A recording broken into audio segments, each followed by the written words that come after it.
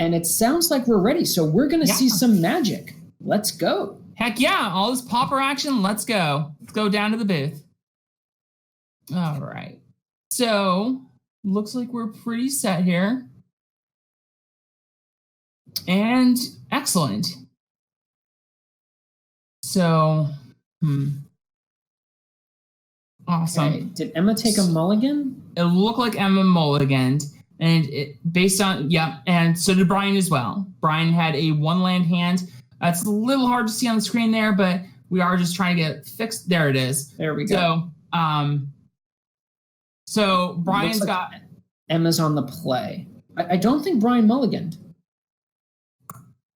I think that's his opener. I think the hand was shifted. No. Yeah, he has to put one back. So he okay. He had a 1-lander before, and now he went to that 3-lander. So, but keeping 2 lands is great for Brian. Emma can, she kept the 2-lander hand, so she's got counterspells up, mismatched counterspells. Gotta love it. And so she's playing the Faerie Seer, and that lets her scry to see what we got. Now, for those who may not be aware, Emma is a little bit more of a modern player. She's a member of the Turn One Thoughtseize podcast, which is a little more modern focused, but she has a really big passion, if you follow her on social media, that she loves the Pauper format as well, plays a lot locally. So, with her expertise in modern and her actually love for this particular format, even if she doesn't play so much online, I'm very excited to see what she continues to bring tonight and for the rest of the league. Definitely. So what's this Duress seeing for Brian? Counterspell. He's taking that out pretty cleanly. And there's another one, too. So it's just whatever's going to happen is going to happen here. I would think that Emma is probably just going to go in for the ninja here. If Brian wants to go in for another Duress and snap out that other counterspell, then he might be wanting to do that. But at the same time, it might just be better for him to sign in blood, as opposed to basically wasting a mana. Yeah, I think sign in blood's kind of a key play here. I don't think Brian can afford to take a turn off to Duress, especially when he's already down.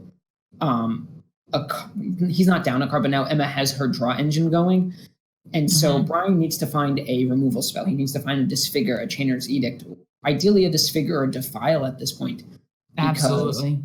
Otherwise, that ninja is going to bury him under card advantage. And like you said, looks like he's going for that Sign in Blood, that sweet alternate full art Sign in Blood. And right. So to catch people up, since opposite Sign in Blood here, now I understand these cards are maybe a little hard to see for some people because of just the overall layout for Magic Online, since we can't blow up the cards at all specifically. Sign in Blood is a sorcery for 2 black mana that says target player draws 2 cards and loses 2 life. And note that because you can target, you can make your opponent draw 2 cards and lose 2 life, which does come up sometimes. So let's see. Emma has the counterspell in hand, but Brian has Crypt Rats, so that's some interesting play here. If Emma's advantaged right now, but absolutely, if she taps down and Brian can get that Crypt Rats on the board, it creates a very small window. Yeah, and even if Emma deals with that Crypt Rats, then there is a Evincar's Justice in her hand, ready to go off. What would you do here? Would you Duress or Oubliette? Well, it looks like he's going to Duress. I personally probably would have tried leading in with that Oubliette. Of course, the Duress is fine. And obviously Emma here is just going to use the counter spell. She knows it's the only thing, but she doesn't want to give away the information of her hand currently to Brian. So I think I understand his reasoning. He wanted to maximize his mana for next turn so he could either Crypt Rats or Justice. But I mean, I'm so hesitant to. This is going to be interesting. Yeah. I'm so hesitant to cast any 1 mana spell into 2 blue mana from a Delver deck just because of Spellstutter Sprite. But absolutely, what it looks like is going to happen here is that Emma's going to get that second ninja out, and then Brian's going to untap with Evincar's Justice. Now, I'm seeing someone in chat here mentioning that Brian did know about the counterspell, but he didn't know about anything else that was in the hand. And so it's either play out the Duress to force out the counterspell that way, or use it for something else, or use like an Oubliette or something, and then Duress following up after that, or Duress the next turn or something like that. Yeah. So either way works out. And the reason, again, Emma played that counterspell as a way to prevent Brian from gaining information out of it. What is that first card in Emma's hand? Is that Ponder? Yes. So Emma has Faerie Miscreant, Faerie Seer, Ponder, and 2 islands currently. She's going in with the Faerie Seer. Hopefully she then goes in with the Ponder afterwards, but this is definitely very scary. Brian is very likely to just, I would, if I were Brian, I would probably just go in on the Evincar's Justice. I know that he probably wants to try and hold it to buy back, but I think going in on the Crypt Rats is a little dicey for him here. I think Justice, and he's going for it. Justice has to. You're going to recoup some cards. You're getting a 3-for-1, although that ninjas have drawn 3 cards at this point. Right. So, it's a little closer to like a 3-for-4. Plus, Brian has lost life, which is a big of a problem for his deck. Oh, but the other ninja off the top from Emma. Yeah, wow. So she's 3 ninjas deep. That's amazing. I mean, the Delver deck just always has it, though, right? Yeah. It's like the Tron deck always has natural Tron. More so now with the London Mulligan. Absolutely. London Mulligan has helped this format tremendously in a lot of regards, in my opinion. It's had an impact. I think the format's still adjusting. Oh, and Emma's going to draw another card off of that Faerie Miscreant. Amazing. Never didn't have it. So then she's going to hold up 2 mana here, and she has the Mutagenic for the Crypt Rats. That's not going to matter if Brian knows how to stack this correctly. Sure. So the trick is Crypt Rats has a triggered ability, so you can pay 1, activate it, see if your opponent does anything, and if they do, you can maintain priority, pay 1 black to activate it again. Yep. But I don't know if Brian, Brian doesn't play a ton of Magic Online, so we'll see if he's able to do that. But it looks like he is going to. And Emma's going to try and go for the Mutagenic Growth here. I don't think I would. I don't think I'd go for the Mutagenic Growth. Right. Brian, that's an interesting play. Brian preserving his life total, which is actually really relevant here. It could easily get very out of control, especially because now Brian's basically losing his cards. He's going down to just an Oubliette and just a Chittering Rats here. And for all he knows, Emma could just still have gas on top of gas here. We know she doesn't, but he does not.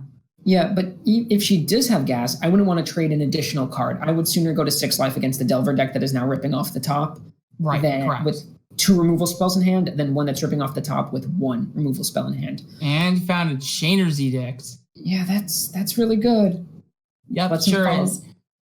So I'm hearing some questions here in chat. CVM is going to be on stream starting with match 3. Match 2, as soon as we finish this, is going to be Brian DeMars against Adam Yurchuk. And then we're going to see Brian once more against Chris Van Meter in round 3. So here's one of the hard things about Chittering Rats, is that it forces you to play out your hand. So now Brian knows the coast is clear. Emma has nothing. She is empty-handed, and now Brian has the only board presence. And this match really hinged on that Evincar's Justice. Absolutely. And the Crypt Rats. So yes. Brian really had the good setup here, and he's playing his land here, so that puts him up to 6 mana. If he sees another land, then he's got mana for Chainer's Edict on top of still holding the Oubliette in his hand. Yeah, I think the card Brian wants to see most is Grey Merchant of Asphodel. Yeah, absolutely. And there's a snap. Don't know how much we wanted to see that here, but it could buy Oof, Emma some Defile time there too. Yeah. This is going to be interesting. Gesundheit. There's a Delver. Well, this Delver is going to trade with 2 removal spells. Yes. And it's going to be over a couple of turns too. Now, the real curious thing is Brian going to go for the Chanter's Edict, the Oubliette, or the Defile? How's he going to do this? What do you think? Well, if it were me, I'm not sure I would have done that. What I would have done is set a stop on Emma's upkeep, wait to see if Delver flipped, and then gone for Defile. Just because if Delver does flip, I get a little bit more information. Correct. Granted, I'm losing one of my more flexible spells, but that spell's kind of the worst one I have access to because of Spellstutter Sprite. Right. And at that point, we also know that Emma didn't have any cards in hand. Now she's got 2 Delvers coming down. But unfortunately, Brian will be able to deal with both of these. Yeah, that's usually a great draw on turn 1 and 2, less so on turn 10. And, Brian is just, he has it all. Absolutely. You know what I'd actually do? I would have attacked first. I would have attacked and seen if I could bait out a double block and then defiled. Because then I'm preserving my cards. Traditionally this matchup comes down to cards, but you know what? This matchup isn't getting as much play ever since Gush got banned. So I wonder if the texture of this matchup has changed. And I'm starting to see that maybe Mono Black is a little better positioned than it used to be. Yeah, it's definitely looking that way here. But of course, Brian has had a lot more removal. However, it is very notable that Brian's list is a lot more removal heavy in the first place. It is not running some of the cards you traditionally see in your mono black decks. There are no Phyrexian Ragers, for example. That was a big one that really surprised me. Yeah. Some of these lists have also run Tendrils of Corruption, but the fact that Brian is not running Tendrils of Corruption makes me wonder if he's not going to have a little bit of a harder time than normal against Burn. I think his play against Burn might be destroy my own creatures, Crypt Incursion myself. Yeah, pretty much. I'm interested to see how that one plays out. It's gonna be a very interesting match, but a lot of these games are very interesting on the whole. So let's see. Emma drew another cantrip. What does she see? And the fact of the matter is, it will not matter unless it's counterspell. What do you think about the... Do you think Emma could have played this a little differently?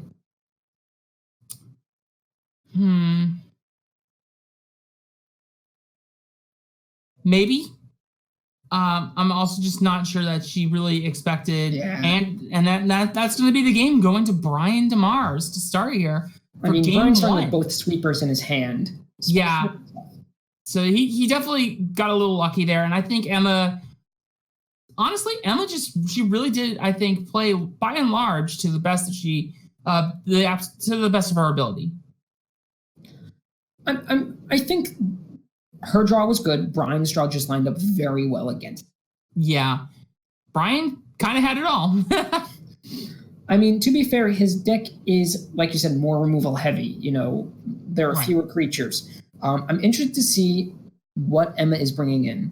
Looks like she is bringing in the Sunken City, so that'll be interesting to see.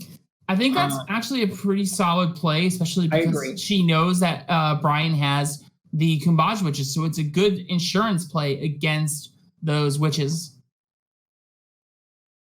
And from what I can tell, it's a little hard to tell on my screen here, but it looks like she took out the Bonesplitter, from what I can tell. No, it looks like that is still in there. Looks like some mutagenic growths. Which, sure. Looks like Brian has brought in an Evincar's Justice. Yeah. I think that's it. Yeah. Okay, we're getting ready for game 2. So what are they starting with? Well, let's have a look. Gotta bring it back to the game board. Just give it one quick second, everybody. There we go. Awesome. Wow. We just need to see if Brian's hand has one more land in it, because he's got two witches in that hand. He's on the draw. He mulligans, but he did mulligan into 2 lands with the witches. 2 lands, witches, Echoing Decay. Yeah, I mean, but again, Emma's gonna have Spellstutter Sprite. Yeah, Emma gets to go first, so she's got either the Faerie Miscreant or she's got the Spellstutter, whichever one to deal with those witches. No, it's going to be Spellstutter, because unless Brian has to lead in Bojuka Bog to hit his second land drop, so this is looking looking like a very good start for Emma. Brian brought in Wrench Mind. Interesting. I believe we're still not seeing Brian's full hand. He might have taken a mulligan to 5 rather. Yeah. It's a little bit hard to see the numbers exactly on the screen here. Looking on my big screen. So, I wonder if Emma decides. There we go. Okay. So there is a Defile. That's a Defile. Okay. I wonder if Emma goes for Preordain here. Because if she does, that is going to be... Nope, she's playing very conservatively. Yeah, okay. Which is very good for her. And Brian is still only on 2 lands, so he might actually start feeling the hurt here a little bit. So Brian is not doing anything. Playing very conservatively, holding up, for those witches and such. I don't know. I'm trying to think, what is he trying to do? Well, he has Echoing Decay, he has Defile. So is he trying to play a tempo game where he taxes Emma's mana on her turn so he can resolve key threats? Right. And that might be the case, because if he tries to remove this Miscreant, Emma has the option of either letting it die or saving it with Snap or Spellstutter Sprite. Yeah.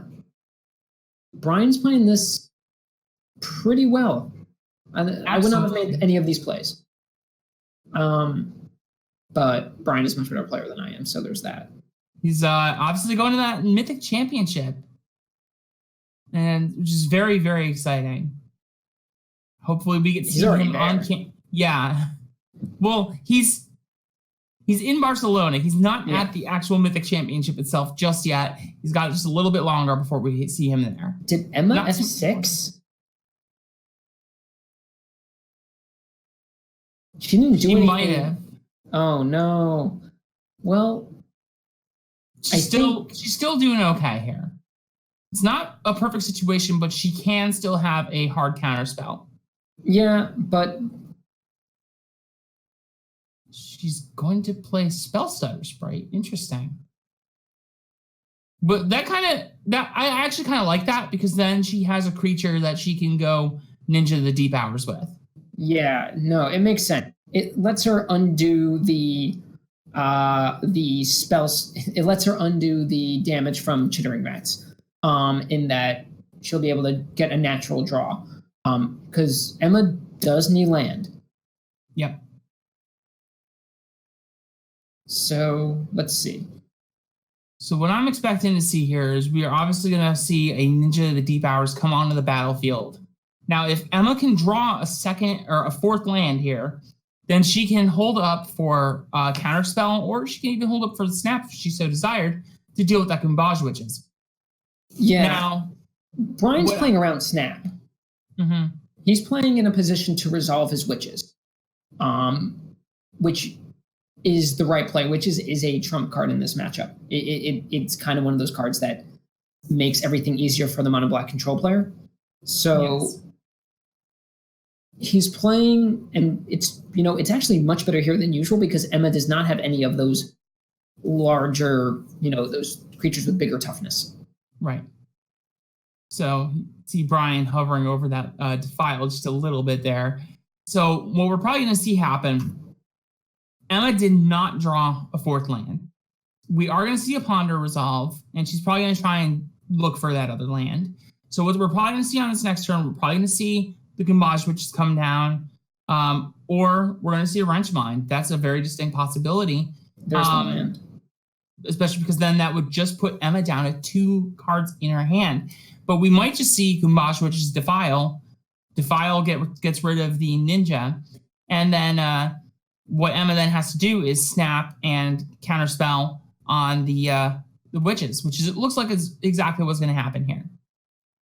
Yeah, so this game is still very much a game. Mm-hmm. But I think, given what we know, Brian is advantaged in that Emma's going to have to spend a lot of resources to deal with the Witches, if she chooses to do so. Right. That being said, Brian has a way to tax her resources in the Wrench Mind. So Correct. If this goes Snap Witches, leave mana up, Brian then tries to... the key thing is Brian doesn't have another land. Mm-hmm. So... Emma's going to try and use the Spellstutter Sprite to deal with the Witches. If she does, that's going to be a blowout because of the Defile in Brian's hand. Yep. Interesting. So she's going for the Sunken City play here. Huh. You know what? I've not played with this card. I kind of like it. Yeah. I think it's not the worst here because obviously then the Cuombajj Witches can't be dealt with, or can't deal with it rather. He has to go for the Defile or Echoing Decay.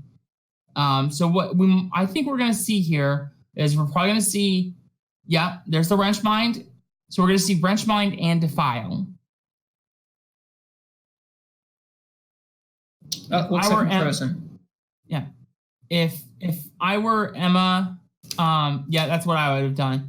Get rid of the Snap, get rid of the Spellstutter Sprite, leave up that counter spell.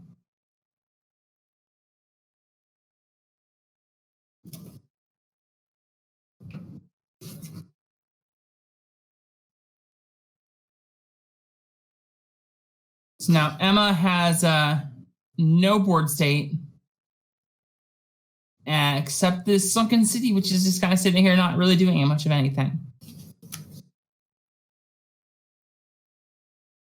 And she let it go.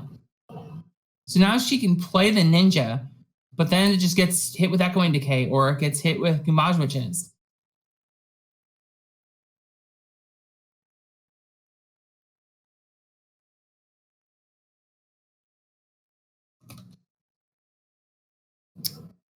Okay, we're waiting for some reason I've lost the screen, but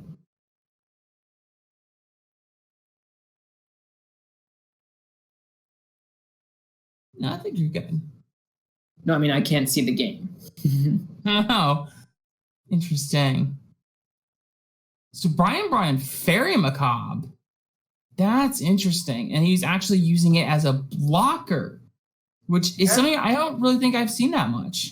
No, but I like it. It sure gives you a chance to trade. You can unearth it.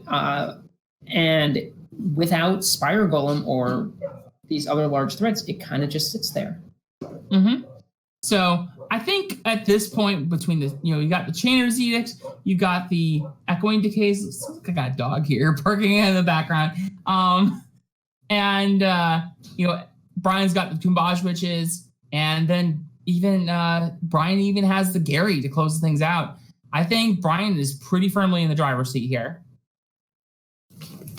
Yeah, Grand Merchant of Asphalt does a lot of work against these kinds of decks.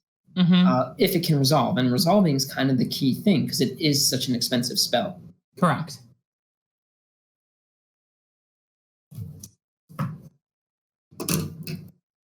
So I'm going to see if I can reconnect to the call. I'll be right back. Awesome. So you may see me kind of get a little big here in just a second. Yep, there it is. Okay, so there it is. So, back, everything works. Yeah, so you're back just in time to see Brian DeMars take his first match against Emma Partlow. So let's bring it back to us. Yeah. So that was really interesting. I really liked how both players sideboarded. I was not expecting to see Faerie Macabre. I really liked how Sunken City worked. Yeah, I think there was a lot of play between those two decks, and it was very exciting to see. Yeah, and I think that I'm going to have to reevaluate how I feel about mono black control against Delver now in this metagame without Gush, without that kind of refill mechanism. Right. You know, Emma really was leaning on those ninjas, and you know what Black is really good at? Dealing with creatures. Yep, and what's funny is that we actually really, in the greater overall metagame lately, we haven't really been seeing very much mono blue Delver. And it's not just because of Gush being gone, but also Daze is gone. And mono blue Delver decks did enjoy playing their free spells. Daze.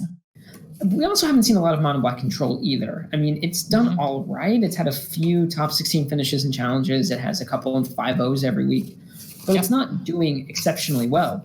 So what do we have next? Next up, we have Brian DeMars once again on mono black control versus Adam Yurchik on Astro Jeskai or Jeskai midrange, depending on how you prefer to call it. I've been calling this one Jeskai Trinket, but it's definitely not anymore. Sure. This one is definitely just a full-on mid-range deck. I'm excited to see how this one goes. Absolutely. I think Adam's advantaged. So you're going to be in the booth next, and Emma's going to be sitting here. And absolutely. So it's very exciting to see how this match plays out. I'm really interested because Adam definitely seems, like you said, very advantaged. But as we kind of saw here, Brian upping his number of removal counts really put him in a bit of an advantage here. And we might actually see that kind of things happen once again next game as well. Yeah, I think one thing that's going to be really important from Brian is that Faerie Macabre. Absolutely.